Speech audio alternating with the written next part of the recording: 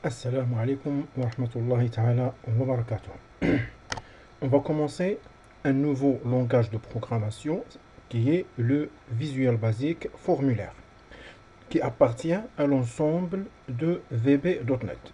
Donc on va voir que ce langage ou ce l'ensemble de langages VB.NET composé par VB Formulaire et VB Console et comme l'ASP.NET qu'on a déjà vu et d'autres langages.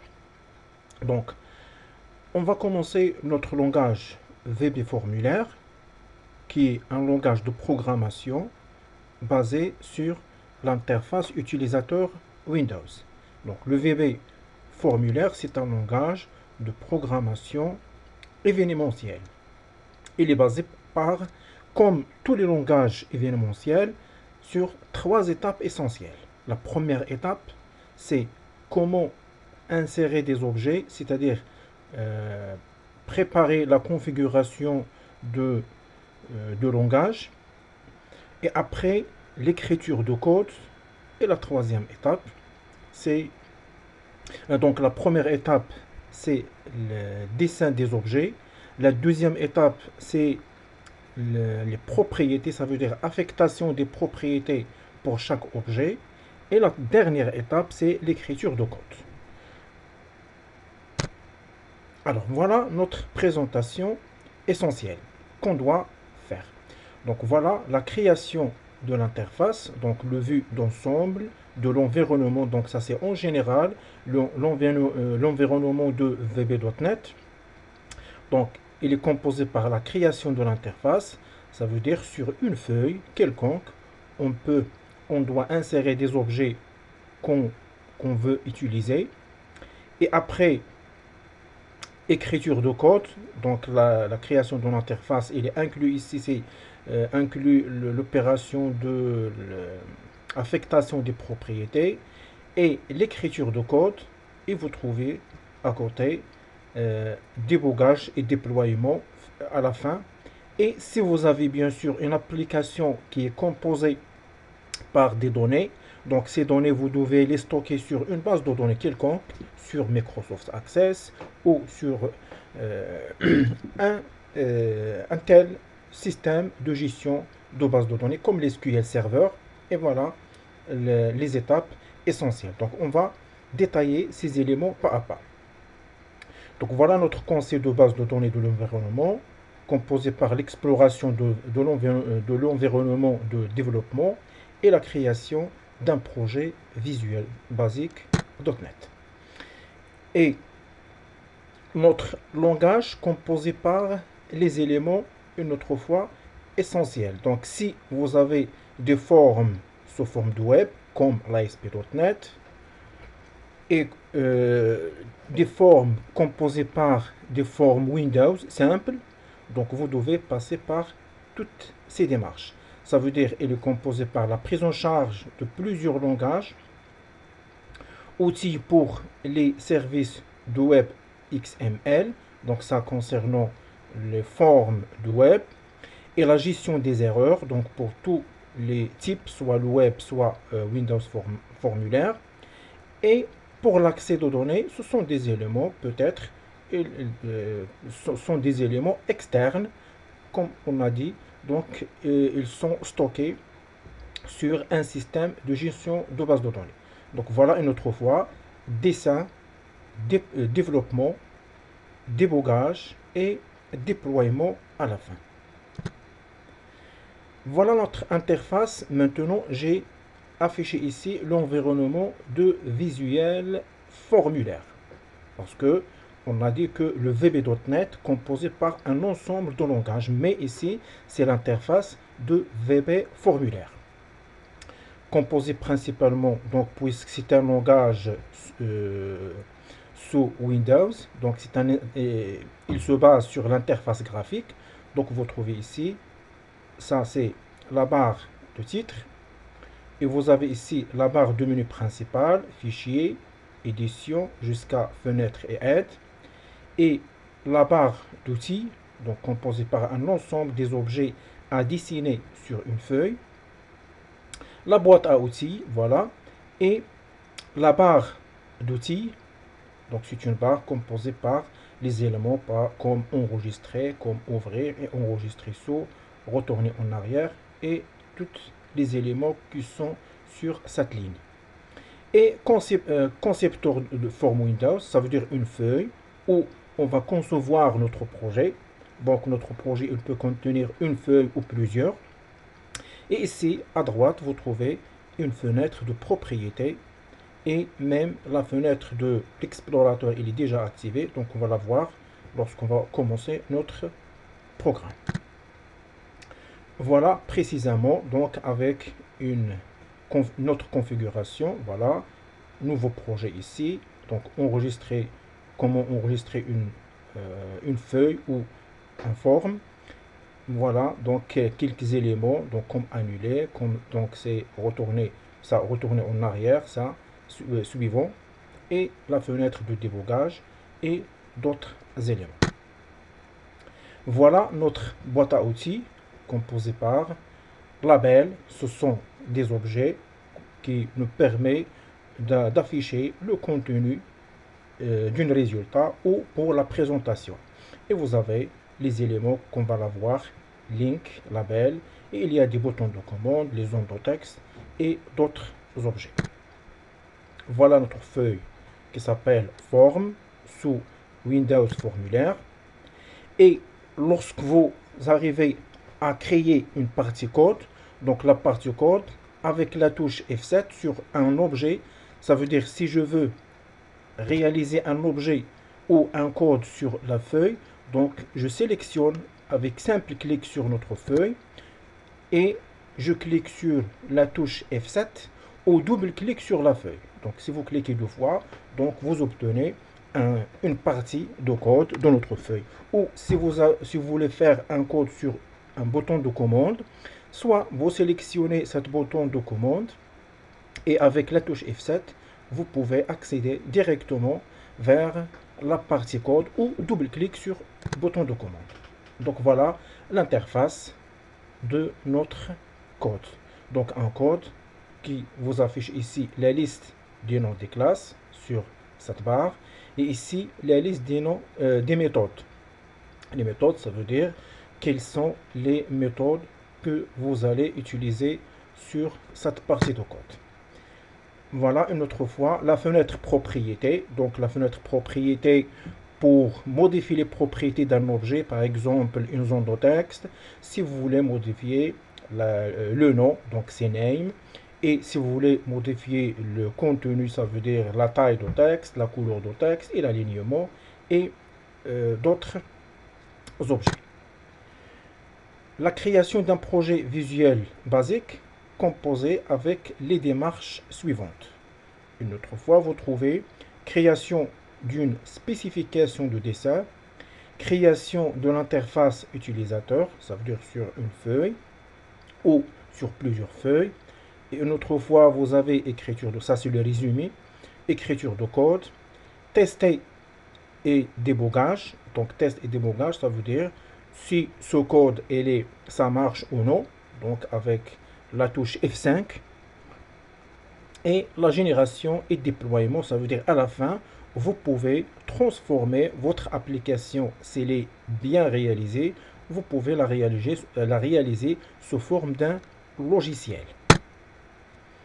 Voilà notre feuille, donc le dessin. Donc simple clic sur un élément de votre boîte à outils ou double clic. Donc double clic, il vous permet de dessiner automatiquement l'objet sur la feuille, ou avec simple clic, vous pouvez le dessiner avec la taille que vous désirez.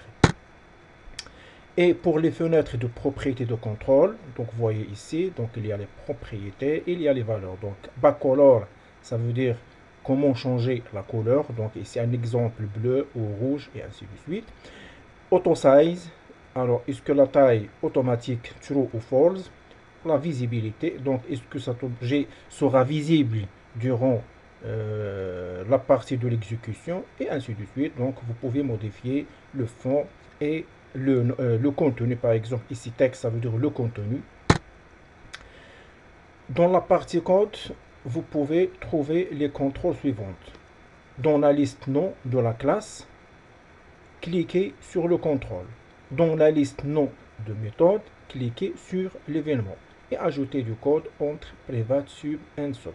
Ça veut dire si vous cliquez, donc on a déjà dit ça, donc si vous cliquez sur un objet, automatiquement il va vous ouvrir une classe qui s'appelle private sub, ça veut dire comme début de la partie code, et un sub.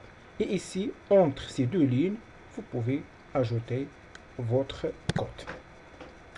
Et après l'enregistrement, donc il existe enregistrement, génération et exécution de l'application. Donc lorsque vos codes est déjà réalisé, donc avec l'exécution, automatiquement le programme sera enregistré. Donc c'est pour cela vous trouvez ici bouton, ça c'est l'exécution. Donc si vous voulez lorsque vous passez à la partie d'affichage de résultats, donc il y a opération d'enregistrement automatique. Donc enregistrement dans l'application, exécution de la solution dans l'environnement de développement et génération d'un fichier exécutable. Ça veut dire les trois éléments ou ces trois opérations seront réalisées lorsque vous lancez votre exécution d'une feuille ou de votre projet. Elle va enregistrer l'application et elle va exécuter la solution et elle va générer un fichier qui aura une extension .exe, ça veut dire un fichier exécutable. Donc voilà notre explorateur qu'on n'a pas vu sur l'interface de Visual Basic. Donc l'interface de l'explorateur, donc vous trouvez un ensemble des éléments qu'on va l'expliquer, Inch'Allah, lorsqu'on va lancer le projet. Et pour ouvrir ou pour ajouter un nouveau élément, c'est-à-dire une nouvelle feuille, donc c'est vous cliquez avec bouton droit sur Windows, ça veut dire sur l'explorateur de solutions, ici, et vous trouvez ici un sous-menu composé par générer jusqu'à, donc vous trouvez ici ajouter, et lorsque vous sélectionnez ajouter, automatiquement elle va vous demander quel est l'objet que vous voulez ajouter. Soit ajouter un nouvel élément, ajouter un élément existant, ça veut dire une feuille déjà externe, vous pouvez l'ajouter, ou un dossier, ou une image. Donc on va voir ces opérations pas à pas. Et lorsque vous générez un compte, donc vous pouvez utiliser un événement quelconque, un événement qui vous permet d'utiliser la partie code. Ça veut dire, si votre code il est sur un bouton de commande, donc est-ce que avec simple clic, donc ici vous avez clic, avec simple clic vous pouvez afficher le résultat, ou par exemple avec passage, par exemple ici vous avez ici, on suppose ça c'est un bouton de commande, lorsque vous faire passer la souris sur ce bouton, donc elle va exécuter ce code, ou avec double clic, il y a plusieurs éléments qu'on va voir. Alors pour ces contrôles, donc nous avons pour l'utilisation des contrôles, il y a la première opération, comment ajouter un contrôle sur un formulaire, comment définir les propriétés de contrôle, association de code à des événements de contrôle, ça veut dire comment associer un contrôle avec les autres, et l'utilisation de message box lorsque je veux afficher un résultat, soit sur une zone de texte, soit sur un label ou sur un message box. Donc voilà notre objet, et vous pouvez même insérer un objet ou ce qu'on appelle groupe d'objets. Donc ces objets, ils peuvent donner un groupe de travail entre eux, et surtout on va utiliser ça Inch'Allah avec des boutons d'options ou des boutons radio. Voilà un exemple des message box. Donc utilisation de la fonction message box. Donc par exemple vous avez ici un titre et ici une icône, soit point d'interrogation, soit point d'exclamation, soit une icône critique, et vous pouvez ajouter des boutons de commande, soit oui, non, donc soit par exemple enregistrer, annuler. Il y a plusieurs types de boutons qu'on peut ajouter sur un message box. Et voilà, même pour le titre, comment l'écrire, ça veut dire un test en tant que chaîne, et Voilà, donc voilà donc ça, pour utiliser ça, donc la fonction principale c'est messagebox.show et entre ces deux parenthèses, on va préciser tous les objets de ce message box. Donc vous avez ici déclaration des variables. Donc pour le Visual Basic, donc vous pouvez déclarer des variables. Donc il y a plusieurs types de variables. Donc exemple ici de variable locale au niveau du bloc. Au niveau du bloc, ça veut dire entre deux, par exemple sur une instruction de condition, ça veut dire entre if et and if. Si vous avez une instruction de boucle, par exemple for et next, donc ça s'appelle une variable locale, mais qui sera utilisée tout simplement sur ce bloc.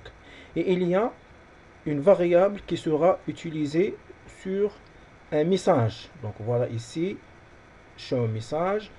Et lorsque le message, donc lorsqu'on arrive à end sub, ça veut dire cette variable ne sera pas utilisée sur d'autres objets, même si on utilise cette variable. Donc elle ne va pas le reconnaître entre la fonction sub show message et end sub. Et après, sur notre projet, on peut avoir des fonctions, des chaînes de caractères, donc, ou des fonctions de conversion avant les chaînes de caractères. Donc, principalement, il y a des chaînes des fonctions de conversion qui permettent de convertir d'un nombre vers une chaîne de caractères ou de chaîne de caractères vers un nombre ou d'un nombre vers un nombre. Ça veut dire si vous avez un nombre de type réel et vous voulez éliminer la partie décimale comme la troisième ligne l'indique, donc valeur double, donc 567, mais ici on veut afficher que la partie gauche. Mais vous voyez ici virgule 9, donc 567, mais ici elle va afficher 568. Mais si vous avez virgule 1, 2, 3, alors elle va afficher que 567. Et même chose, c'est str, la valeur intègre, donc ça c'est une valeur entière. Et ici, si vous appliquez cette fonction sur ces nombres 1, 2, 3, donc 1, 2, 3 ici sera sous forme une chaîne de caractères. Donc si vous faites la somme de cette valeur à une autre valeur, donc elle ne va pas vous afficher le résultat. Donc comme vous faites la somme de ABCD avec X, Y, Z. Donc on ne peut pas faire, il ne va pas nous donner d'autres résultats, sauf que ce sont les mêmes. Donc ABC plus YZ, donc elle va vous donner ABC, YZ. Ça veut dire que c'est comme vous faites la concaténation de chaînes de caractères.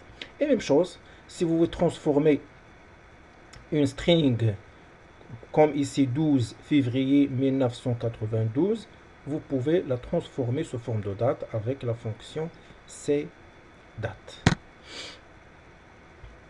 Donc, présentation des procédures. Donc, sur notre projet, on peut utiliser des procédures. Mais quel est l'objectif des procédures? Donc, les procédures, ce sont des éléments qui nous permettent, donc vous voyez ici la phrase, les procédures représentent les instructions du code exécutable dans un programme. Elles sont insérées entre une instruction de déclaration et une instruction end.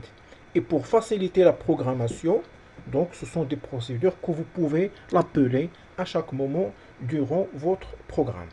Il existe trois types de procédures. Procédure SAB et procédure function et procédure property. Donc elle permet la réutilisation du code, ça veut dire à chaque moment vous pouvez appeler à ces procédures et elles sont déclarées en tant que procédures publiques par défaut. Donc durant tout le projet, même si le projet est composé par une feuille ou plusieurs, donc vous pouvez appeler à ces procédures pour l'utiliser sur toutes les feuilles. Utilisation des fonctions de date et l'heure. Donc, vous avez ici deux fonctions comme exemple. effectivement des calculs impliquant des dates et les heures. Donc date add, ça veut dire comment ajouter ou retranche une durée donnée à une date. Avec la fonction c'est date added. Donc vous avez ici date intervalle, vous devez donner l'intervalle, point jour, 10, donc ça se forme un exemple. Et même chose, date diff. Date diff, il vous donne la différence, donc détermine le nombre de durées, ça veut dire la différence entre deux dates. Date diff, même chose, date intervalle, point day, ça veut dire c'est les jours, no, et seconde date. Donc on va voir comment l'utiliser, bien sûr, ces deux fonctions. Utilisation de la fonction de chaîne de caractères. Donc vous avez ici trois fonctions, trim, len et left. Donc quel est l'objectif de ces chaînes de caractères? Extraire uniquement une partie d'une chaîne de caractères. Si vous avez une chaîne de caractères et vous voulez afficher que une partie première ou à la fin, par exemple, si vous avez une chaîne de caractères sous le nom AZERTY et vous voulez afficher que les trois premiers caractères A, Z et E. Donc voilà, vous pouvez utiliser ces chaînes de caractères comme left. Donc vous avez trim, new string, trim, my string. Donc ça veut dire ici, vous donnez le nom de votre chaîne de caractères. Len est égal à len de custom name. Ça veut dire la longueur de votre chaîne de caractères. Et left, donc voilà son utilisation si vous voulez afficher par exemple ici les 5 premiers chaînes de caractères, et nous avons d'autres fonctions qu'on peut l'utiliser. On va partir maintenant vers les conditions. Donc avant les conditions, nous avons ici deux fonctions de true ou false. Donc true et false inclut une opérateur permettant de spécifier de quel test de la condition il s'agit. Donc mot de passe, ça c'est un exemple. S'il est égal mot de passe, donc mot de passe entrée, s'il est égal mot de passe stocké, donc ce mot de passe par exemple, vous pouvez l'utiliser sur la feuille de démarrage. Si vous voulez entrer comme vous utilisez votre email, si vous tapez un mot de passe qui est différent au mot de passe stocké, alors donc le programme il va pas votre email, vous pouvez pas l'afficher. Mais si vous tapez un mot de passe qui est correct, ça veut dire est égal au mot de passe qui est déjà stocké, que vous avez déjà enregistré au début de la création de votre email, alors dans ce cas, le programme sera exécuté et l'email sera ouvert. Si le mot de passe est correct, la condition est true. S'il est incorrect, ça veut dire c'est la condition est false. Utilisation des opérateurs arithmétiques. Les opérateurs arithmétiques que vous connaissez, donc la multiplication, la somme, la division, la soustraction et la différence. Donc ce sont des opérateurs. Donc symboles évaluant les expressions de conditionnelles peuvent effectuer des opérations arithmétiques. Voilà la syntaxe générale, expression quelconque. Et bien sûr, il faut mettre des déclarations. Votre opérateur, la somme ou la multiplication, votre opérateur arithmétique et l'expression deuxième. Donc voilà ici, deuxième expression, l'opérateur, première expression, l'opérateur et deuxième expression. Donc ici l'opérateur c'est la multiplication, la division et la somme, la soustraction et la différence. Alors, utilisation des opérateurs de comparaison. Donc comparaison, il existe un ensemble des éléments de comparaison. Donc j'ai donné ici un exemple de l'élément supérieur. Donc vous pouvez faire déclaration, voilà, c'est normal. Donc quantité c'est un entier. Donc vous pouvez, puisque c'est un entier, on peut faire la comparaison avec un chiffre. Donc si la quantité elle est supérieure, alors elle va l'affecter vers une variable de type ici, c'est booléenne. Et on peut passer donc vers les opérateurs logiques. Donc il y a des opérateurs logiques, c'est comme le AND, le et logique, ça c'est le et logique. Il y a le OR, il y a d'autres qu'on va la voir. Donc toujours, c'est l'expression opérateur logique et l'expression 2. Donc voilà notre expression, et voilà l'opérateur, et voilà l'expression numéro 2. Après, sur notre langage, on peut avoir des conditions. Donc vos conditions, il est composé ici par trois configurations. Donc une condition simple, composée par une seule résultat. Donc if then. Donc vous avez ici if then. Et après vous avez if then et dans le cas contraire, ça veut dire else. Et vous avez ici if then et else if.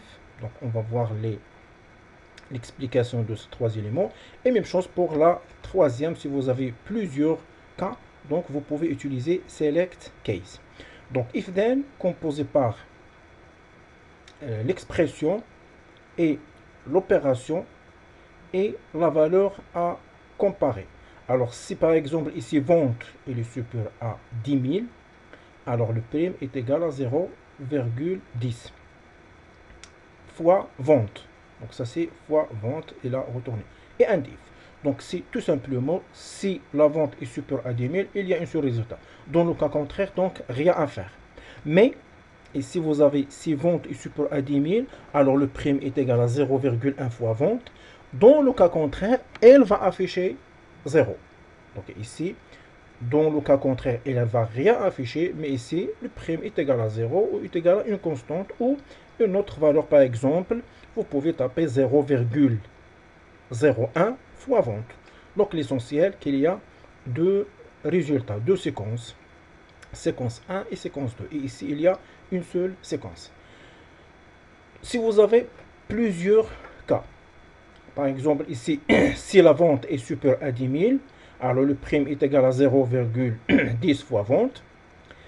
Dans le cas contraire, une autre fois, la condition se répète. Mais si la vente elle est supérieure à 5 000, ça veut dire ici supérieure à 5 000, mais il ne va pas dépasser 10 000.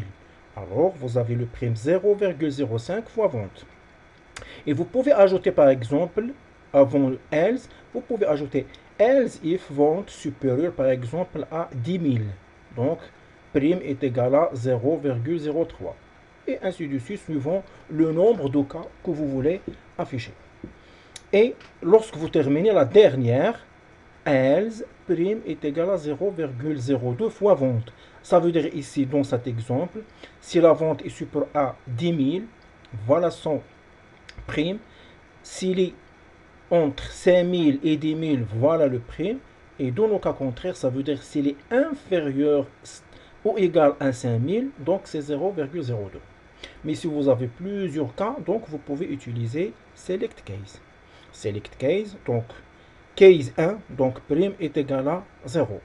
Case 2, 3, ça veut dire si on tape la valeur 1, et 2 et 3, alors le prime c'est 0,05. Case 4, 2 jusqu'à 6, alors voilà son résultat. Et case select se termine par end select. Et pour la boucle for, donc la boucle for, c'est une boucle composée par principalement for et il se termine par next. Donc for et next. Donc for, voilà la condition, s'il est égal 0 jusqu'à 4 par exemple, voilà afficher par exemple un message ou réaliser une séquence quelconque, par exemple un résultat, si vous voulez, si vous avez un résultat par exemple de prix de vente ou de prix d'achat est égal à une valeur quelconque ou une instruction quelconque.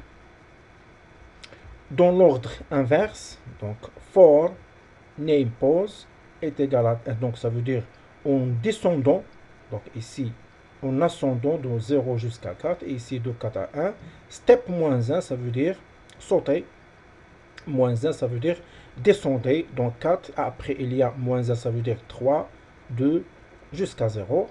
Alors afficher une séquence, ça c'est un exemple, c'est pas obligatoirement qu'on va afficher un message mais un résultat quelconque. Et même chose pour l'utilisation des instructions de boucle. Donc do boucle, il est composé par, généralement par do loop.